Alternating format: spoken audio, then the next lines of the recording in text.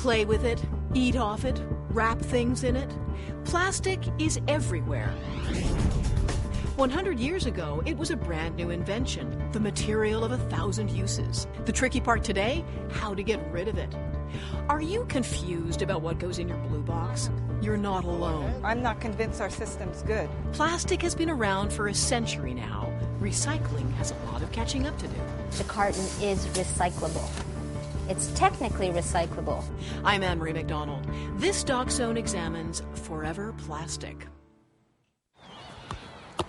Polyethylene grass. It may be phony. This bear is made of polystyrene. But it's something you rely on. Let me know if you think this thing's gonna fall. And cling to. Something you'll even trust your life to. Just don't ever call it plastic. Nylon. Mylar. Expanded polystyrene helmet with polycarbonate. Polypropylene chair, polycarbonate siding. Basically, every surface in the kitchen is corian. We're absolutely in love with corian. Our love affair with plastics has lasted a century. Polycarbonate panels. We're crazy about the synthetic material when it's high-tech and high-performance. Acrylonitrile-butadiene styrene armor. Polycarbonate. But what do we do with something that doesn't go away when we throw it away?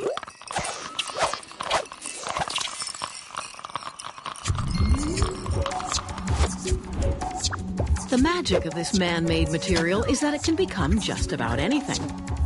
And it never dies. Take these lilies. The real ones last about a week. The plastic ones never fade and never need a drink.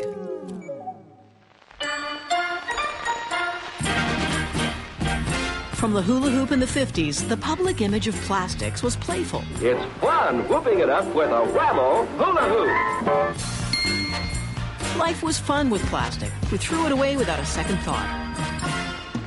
But those days are over. And that's the challenge for this woman. I'm Leanda Lee, and I'm the Marketing and Sales Director for Interplast Packaging. We manufacture a clear plastic egg carton. What I'm selling here is a marketing tool. The sheen of the plastic adds this luxurious, shiny, glossy look to it. It looks very futuristic, modern. You know, the advantage of picking up the carton with one hand while they're talking on the cell phone with the other hand, just looking underneath it to see that there's no eggs broken, they put it in and they keep moving. People feel better when they buy something that's nicely packaged.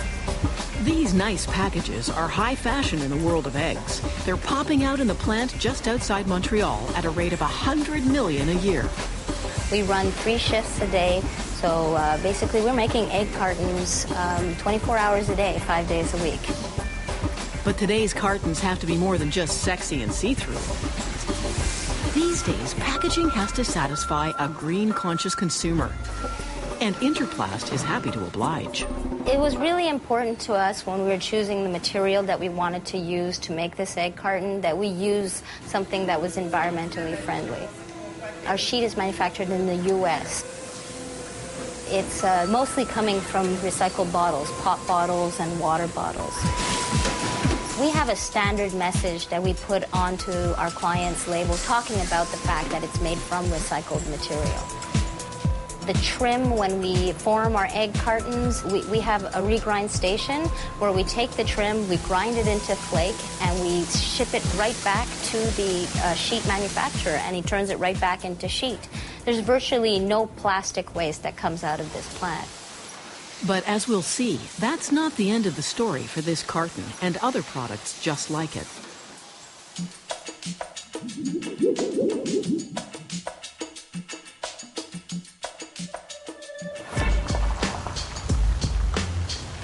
If you're inventive about picking up plastic, there are opportunities to be had. A few people are even creating great careers out of the mess we're making.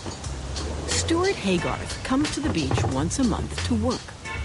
Appearances to the contrary, he's a very successful, internationally recognized eco-designer. You could also call him a pickup artist. He drives from London to the extreme tip of the English Channel to pick through the garbage on the shoreline. It is a fantastic beach due to the tides and the positioning of the coast. It's a complete magnet for man-made washed-up debris. It doesn't take Haygarth long to fill his bin with choice pieces.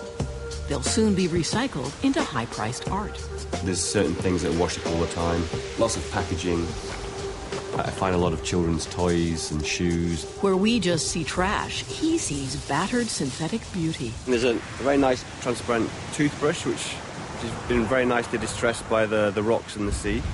And the light shines through that very nicely. And then there's a very nice PET plastic water bottle here, which has been obviously melted at some point.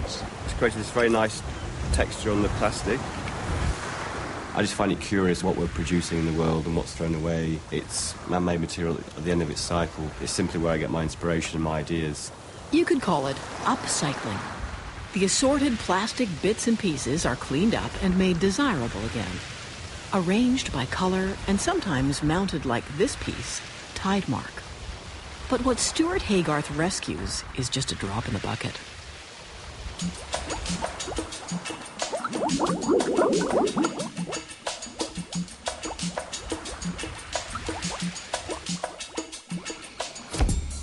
I'm David Siddiqui, and I'm an environmental consultant. Siddiqui has noticed that selling plastics as recyclable is in fashion. There definitely has been some push, in terms of marketing and plastics to make them seem environmentally friendly or recyclable. But what plastics can be recycled? Could you pass this test? All right, what do we do? So what I'm going to do is I'm going to hand you, one container at a time, and I want you guys to determine whether you believe that it's recyclable or not. Opening day at the Canadian National Exhibition seems perfect for our first plastics recycling challenge. Trash. You think? I think it goes there, but all right. Okay. I think they're recyclable. I was going to say garbage. Okay, you win. Wait, I'm changing my mind because I don't agree with him. It goes in there. I don't know about the mustard. I think it's garbage. Okay, we're going to put that in there. Is that your final answer? That's our final answer. Okay. I think we're really showing that there's a lot of confusion around what is recyclable or not in terms of plastics, and I think that says a lot about, the state of the problem. That one I'm not too sure about, but I'll just take a guess there. We think it's simply plastic, but our everyday packaging is anything but simple. Polyethylene terephthalate, high-density polyethylene, or HDPE, polyvinyl chloride, low-density polyethylene, or LDPE, polypropylene, polystyrene. All those puzzling plastics add to the challenge each time we put out our curbside boxes. The fact that every municipality collects different plastics compounds the confusion. We're trusting that our castaways will be of value to someone. Maybe this man. I'm Atul Nanda from Recyclable Materials Marketing. Atul Nanda is a commodities trader. He trades in trash. Morning, Kathy speaking. Hi, Kath. It's Atul. Hi. Can you just tell me what PET loads we have scheduled this week? Nanda buys and sells used glass, paper, and of course, more and more plastic. His suppliers are municipal sorting plants. Definitely over the last 10, 15 years, you've seen more of a shift towards materials in plastic. That's creating mountains of plastic, paper, and glass at sorting plants like this one in Peel Region outside Toronto. Nanda is trying to find markets for this mess.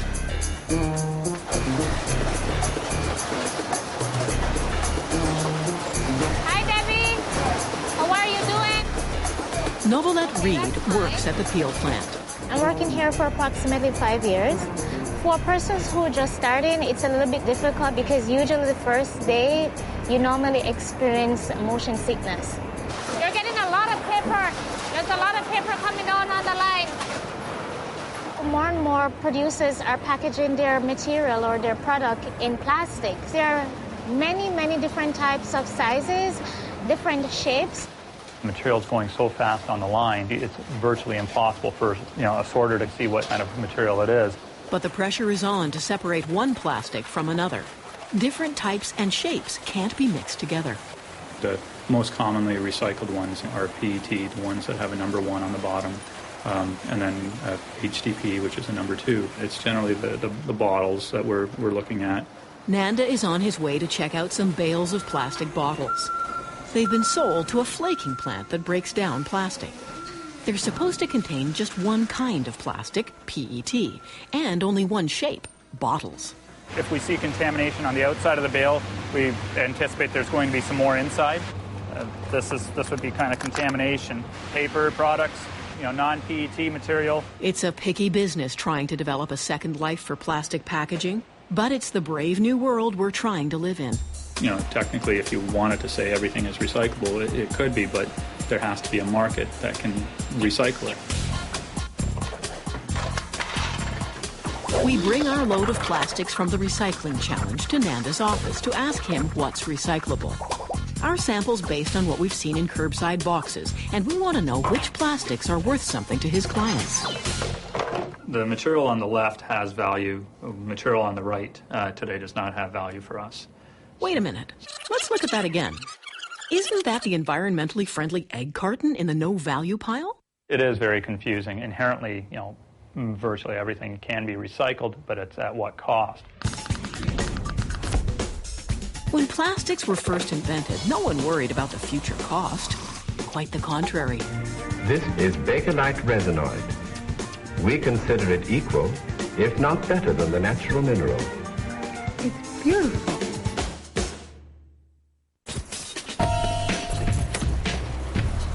Leanda Lee from Interplast has an important client waiting to be picked up at his Montreal hotel.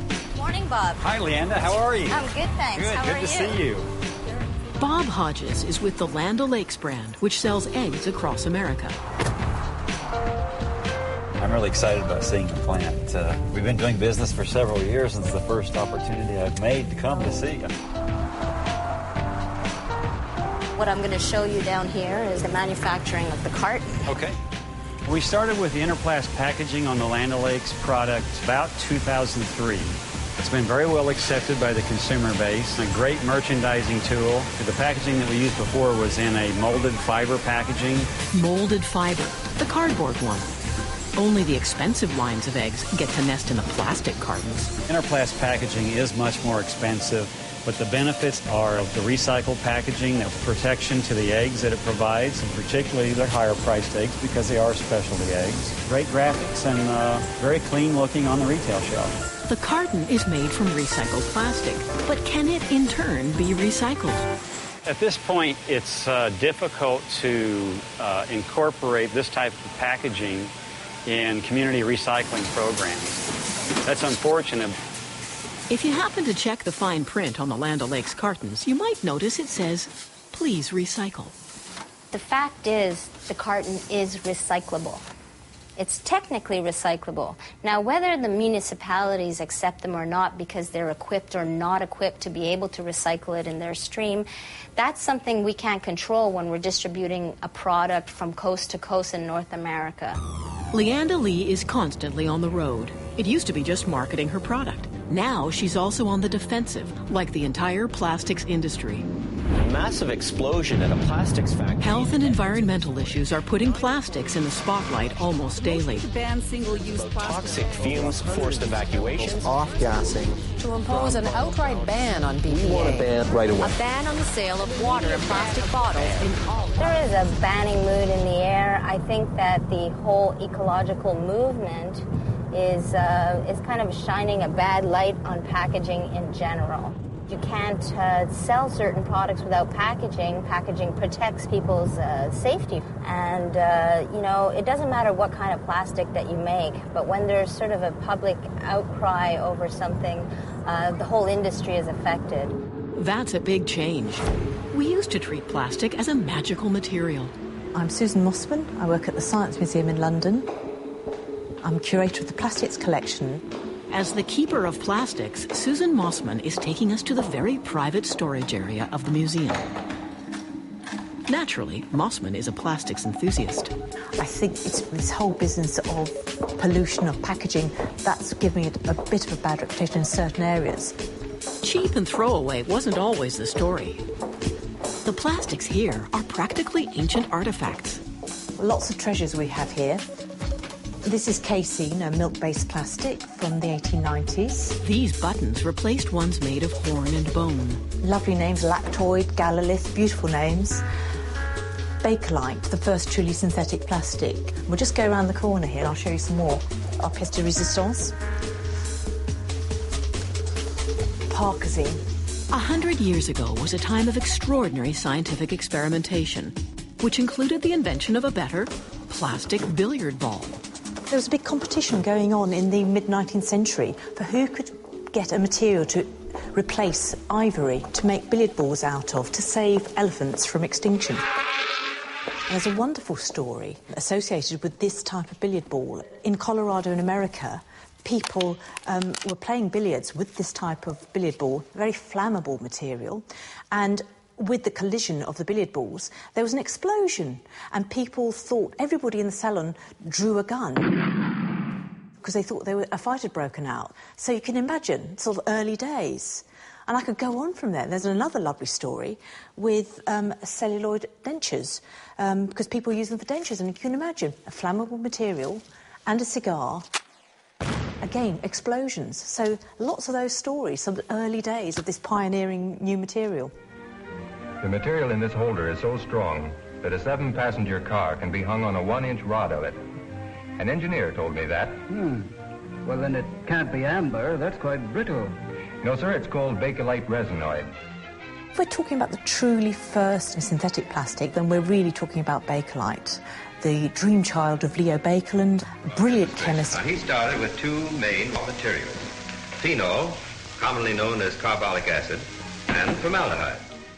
The Fourth Kingdom was a wonderful film produced by the Bakelite Corporation in 1938, and it talks about Bakelite as the Fourth Kingdom compared to the animal, vegetable, mineral kingdom. The kingdom of scientific research, a new domain of man's own creation. Baekeland had an amazing PR man called Alan Brown. I think you could sort of call him almost the first spin master.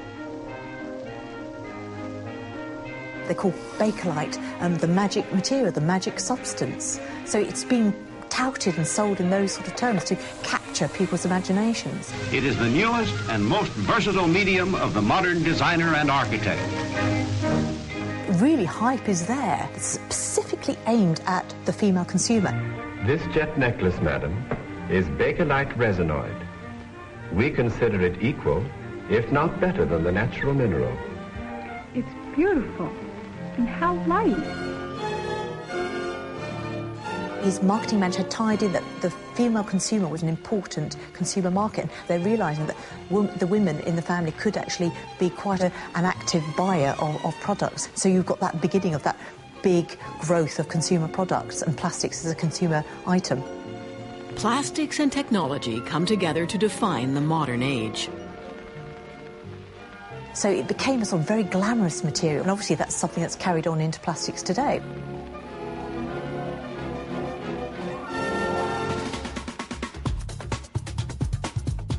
Now we take them for granted. I don't think people realize how much plastics are in their residences. So I want to take you into the master bathroom. It's got a lot of properties that I think make your life much easier. The tub that you see is acrylic. It's a cast acrylic. You can see it's all thermoformed. It's got LED lights in it. Similarly, the shower stall is also acrylic. Designer Elaine Ciccone lives in her very own plastic palace. I think with plastics, it kind of liberated designers. It kind of got from more of a staid, handcrafted kind of environment to something that's mass-produced. So you kind of see this whole movement almost toward a Jetson kind of aesthetic where things are amorphically shaped, they're streamlined, they're more futuristic. She's known as the Corian Queen for obvious reasons. Corian is a new kind of hybrid plastic. It's actually about 1/3 acrylic and the rest is other natural materials. This kitchen that I've done is basically an all Corian kitchen. So every surface you see is Corian. This kitchen is incredibly durable. If plastic can be so glamorous, how did it come to this? It's time to check back with our recycling test coordinator, David Siddiqui, and the Plastics Recycling Challenge. Wow. I don't think those ones are. You don't think so? Okay. Frisbee. Yeah, garbage, I think. We're probably wrong. We probably got everyone wrong so far. I think people, they have a lot of questions. I think, they'll look at it and they kind of think, well, maybe, and then they'll make a choice, but they aren't really entirely sure. What were you guys using to determine whether it was recyclable or not? I mean, any plastics Any plastics, I think, should go in there, right? So where do you turn for guidance?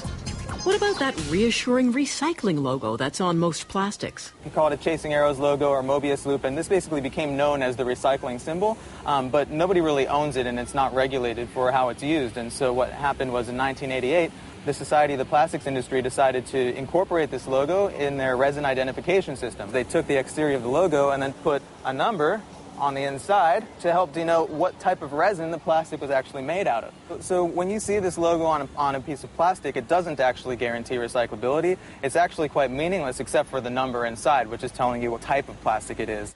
It's clearly confusing people. But the plastics industry refuses to change the misunderstood symbol. The challenge moves on to a farmer's market. Surely these eco-conscious people will figure it out. What we'll probably see is that most people will respond in accordance with the presence or absence of the recycling logo. I don't really see the recycling symbol on the bottom, so I'm going to have to throw that one in the garbage. It's got the symbol on it, doesn't it? I think it should Okay. be. As a student, David Siddiqui conducted a similar recycling test in his home state of California. Yes, it has a recyclable symbol on it. In my study, 67% of people thought that the logo guaranteed recyclability. Do you have a process? Because I have a process. Go ahead. I look for the triangle. Now the drum roll, please. Even with a high level of awareness, people are still confused. Out of this, I would have only put these two in there. Really? Mm-hmm. Yeah. If only 2 items you identified are okay, then I'm not sure, I'm not convinced our system's good. People seem to be a little bit shocked that the logo doesn't necessarily guarantee recyclability, a little bit betrayed by it. There are a lot of people out there who feel that all plastics are recyclable, probably in part because of the logo. At the Science Museum in London, Susan Mossman is betting that science can produce more environmentally friendly plastics. This car has a plastics body, but they're new, plant-based plastics, biodegradable and sustainable. I just think this whole concept of green design plastics products is going to become the way of the future. It would have been our present if Henry Ford had had his way. The auto tycoon is hardly thought of as an environmental hero, but he wanted to build his cars from food-based plastics. Soy and other homegrown crops like hemp, wheat, and flax were, for him, potential raw materials to make plastic. For every million cars produced, 600,000 bushels are used annually for the manufacture of enamels and for plastics. Always a salesman, Ford modeled a nicely cut soy suit and once took an axe to a soy fender to prove how tough it was. In 1941, Ford proudly unveiled a car whose entire body was grown in the fields. In his soy research lab, he dreamed bioplastic dreams. But soy plastics were more expensive than petroplastics. With World War II, it was the petroplastics that were drafted into service. Here is a plane containing hundreds of plastic parts. Defense production needed plastics that were cheap. This paratrooper floating down to welcome Mother Earth is depending on plastics to get him there safely. His parachute is made of nylon, a plastic.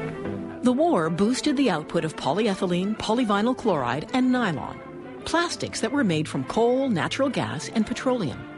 After the Second World War, they had a glut of this material because after the war had finished, it wasn't going to radar cables anymore. What do we make of it? They're sitting around, they're thinking, and somebody comes up with the idea of a polythene washing up bowl. And then they're thinking of dolls. And then they're thinking of packaging. It was all wildly convenient. Old habits of repairing and reusing things were happily abandoned. Life magazine called it throwaway living. They're beginning to use them for materials that are disposable. Place the bun in the center of the wrap. The chemical companies launched an all-out campaign to promote the throwaway lifestyle. And there you have it. Coming up with ideas like this is what Jan Jones does as manager of consumer services for Dow Chemical Company. From a bizarre Bakelite coffin to a vintage nylon, an exhibit at the Science Museum of London lays out the strange but true story of plastics. and how they've dramatically changed our everyday lives. We've got the birth of the Bic Biro, which is the ultimate consumer item, the write quickly and throw away. Since then, more than 100 billion Bic pens have gone to landfills. This chandelier saved only a few hundred of them. They're designed to have a short lifespan, and I think this is a whole attitudes to plastic materials that we're really having to rethink very strongly now.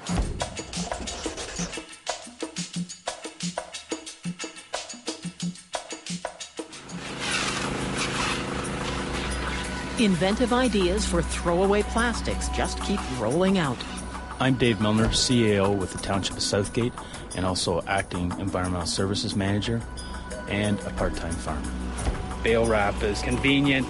It just makes really good feed in comparison to what regular hay is. It is growing, and a lot more people are using it all the time. Like so much other food packaging, this bovine meal wrap is throwaway. There's no direction from the supplier as to what should be done with it.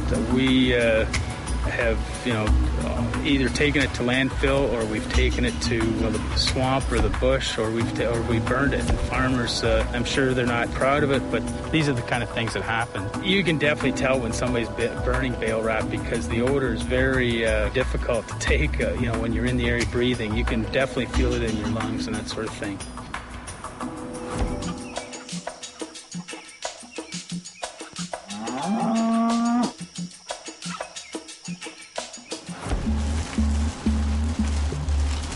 Some of that used bale wrap, along with plastic covers from greenhouses, is given a second life at a small Ontario company.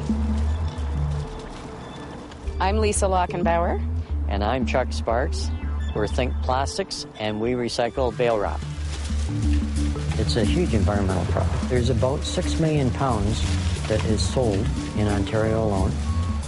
We melt it, and then we will cool it, and then it gets pulverized, and it gets processed through the extruder into lumber.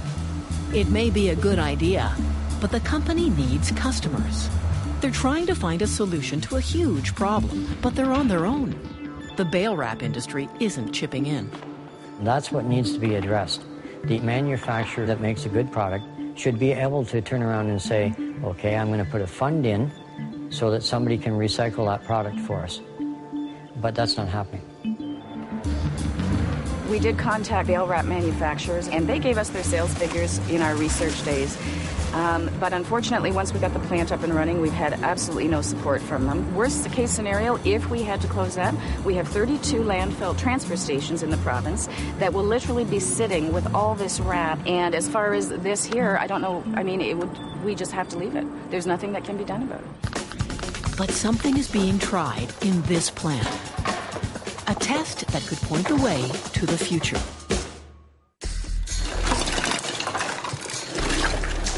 This strange collection is the result of just one afternoon's beachcombing. And remember, designer Stuart Haygarth doesn't pick up all the plastic he sees. He's selective. When I get back to the studio after collecting on the beach, I'll sort and maybe make 5 or 6 different piles of materials. The material will be washed in the washing machine, which gets most of the real gunky dirt off them, and any kind of oil residue, kind of beautifying the products in a way, the objects. I do have a love affair with plastic, and I don't feel so guilty when I'm using old plastic. Making old plastic sexy again is very much in fashion. It's the new politically correct. This London art show is aptly called From Now to Eternity. 8 artists from around the world are showing what the imagination can do with plastics. Haygarth has put together a chandelier from colorful party crackers that were exploded and thrown away. They've popped right back into life. I like to think that the work, it beautifies or puts value back into the objects, and people see it and see the objects in a different way, revalue them. But discarded plastics don't always end up looking so glamorous. This is where the story gets ugly. Cities are being buried under masses of plastic. Some are hoping new equipment will come to the rescue.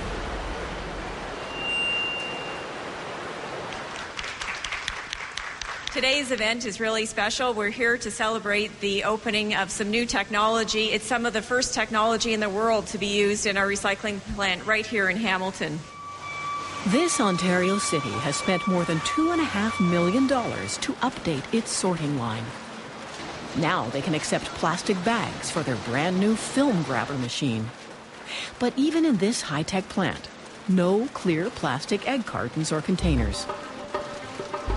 The main job of sorting out the plastics goes to the new optical sorter. An infrared sensor identifies this PET plastic, and a jet of air should blow it up and out. See those bottles fly. Perhaps they'll come back down to earth as fleece jackets. At Burnbrae Farms in Mississauga, the problem of plastic packaging is coming home to roost. I'm Margaret Hudson, president of Burnbrae Farms. We're the largest egg company in Canada. I knew when we launched this it was post-consumer recycled plastic and it was recyclable. So the whole environmental aspect is very important to us. But the best intentions can end in frustration. At the grubby heart of plastics recycling is economics. In the Peel region of Ontario, recycling analyst Rob Rennie doesn't have a buyer for clear plastic containers like egg cartons that turn up in the recycling. It ends up here. We end up separating it out and sending it to landfill. To me, that's an illusion because it takes a more costly route to the same place. And as a consumer, I think it's really important that the consumers know, what's recyclable and what's not. So Peel and other municipalities made it clear that clear plastic containers were not to be put in blue boxes. It was a terrible feeling. They used our egg carton, but it wasn't just our carton. It was all clear plastic that wasn't in a bottle shape. It was a huge problem for us, and we started getting people write us and ask us why aren't we moving away from plastic, it's not recyclable, and it was never the intent. This was always an eco-friendly product. Our first reaction was to call Leanda and put a lot of pressure on Interplast to work with us, to target the municipalities. We reacted immediately. We wanted to find out where it was being banned, who was banning it, what was happening. What's at stake is the future of our product being in plastic. Because if we can't have a recyclable, eco-friendly product, package to put our product in, then we're going to have to start to rethink how we package our product. That's not something that Leanda wants to hear. On the Interplast website, the carton seems eco-friendly. So we ask Leanda Lee where her cartons are being recycled. Well, we recycle it here in Montreal. It goes into the blue boxes. And what happens when it... I haven't followed the egg carton to see where it actually ends up at the end of the line.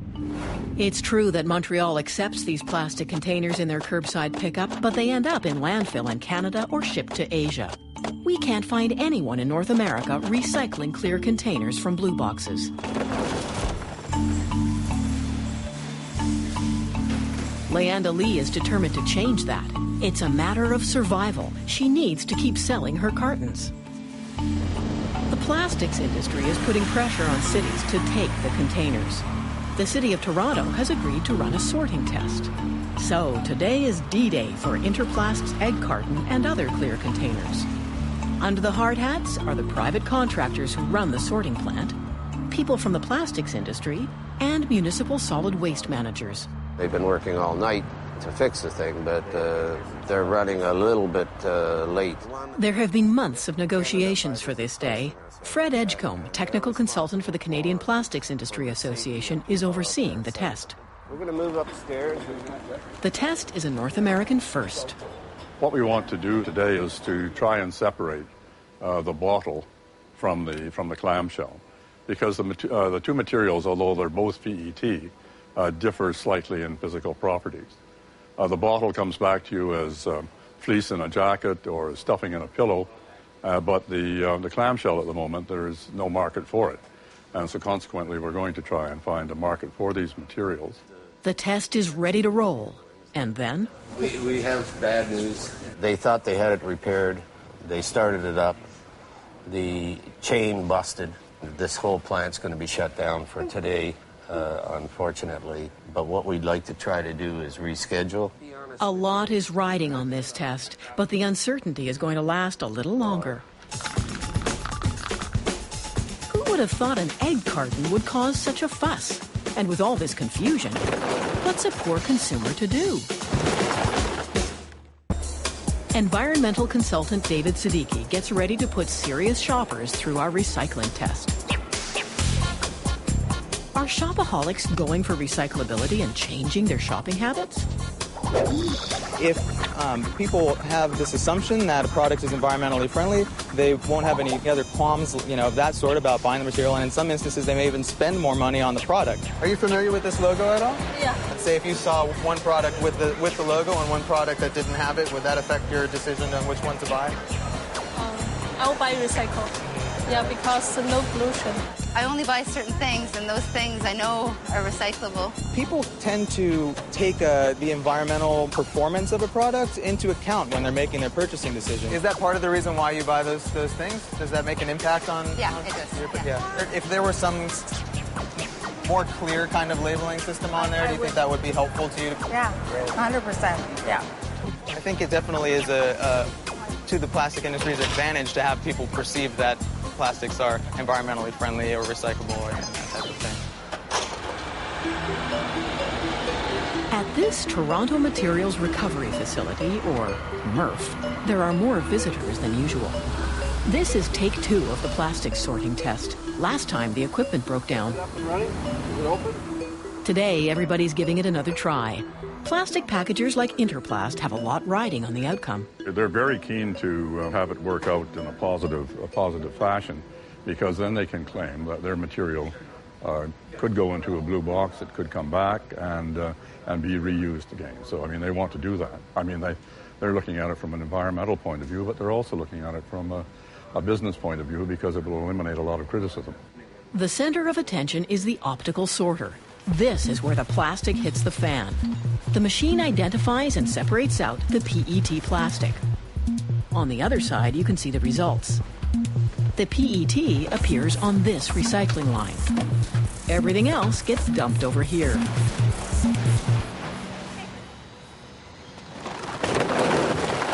The testers have scooped up a sample from the PET line. Now they'll see how many clear containers are in the mix. They'll also check the level of contamination, non-PET plastic that may have snuck past the optical machinery. When they can't do it by eye, they have to rely on expensive technology once again. They got the gun. Got the gun. $28,000. So the big gun does its work. PET. What we're seeing here, we get a very, very clean sort of PET. Well, we'll determine the quantity of clamshells that we have, and we'll start looking for a market for them. There are several reprocessors who are probably interested in them. It will mean another sort, of course. You pick the clamshells from the bottles, but that's probably the next step. The plastics industry is hoping that the sorting test will make a convincing case for recycling the containers. Leanda Lee is nervously waiting. This test is extremely important, but is only, one phase out of a series of steps that need to be taken. So how did Lee end up in the middle of this mess? I was under the impression and had the same misconceptions that a lot of people and industry does, that the carton, because it's made of a material that is valuable and fully recyclable, that it would be recycled. I didn't know that there was a series of issues attached to the fact that it prevents people from actually recycling it easily. She's spending a lot of her time reassuring clients like Burnbrae Farms. Her seductive carton is pricey.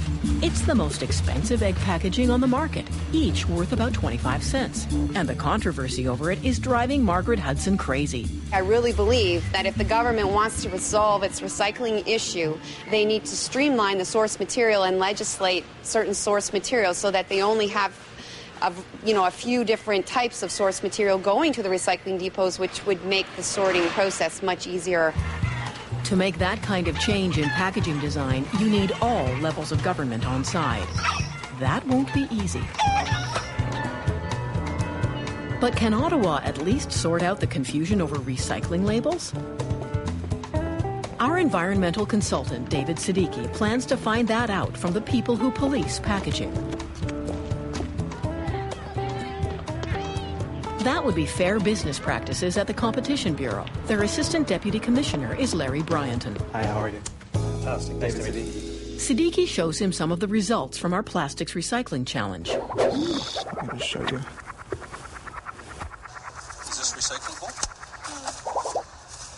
You better look at it. It's got the symbol on it, doesn't it? I think it should. Okay. There's no, oh, here it is. I look for the triangle. We clearly recognize that there's confusion. The point of our guideline is there needs to be some kind of standardization around the use of recyclable claims or symbols so it reduces some of the confusion that is out there in the market. His department's answer? New guidelines that would add a recycling symbol when a container is really recyclable. The new one goes on the front, the plastics code on the bottom. So when will businesses make the change? They are, in fact, guidelines. They're not regulatory in nature. They're voluntary for businesses to comply with. There's going to be no quick fix here for the puzzle of living better with plastics.